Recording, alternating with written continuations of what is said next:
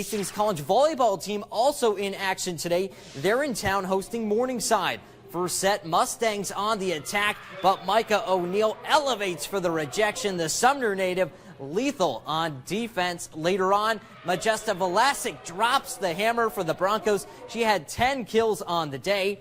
And now off this Morningside serve, check out the insane dig by Haley Whitmarsh. Then it's Velasic again with the finish, but it wasn't the Broncos' day. Hastings College are swept in 3 sets by Morningside.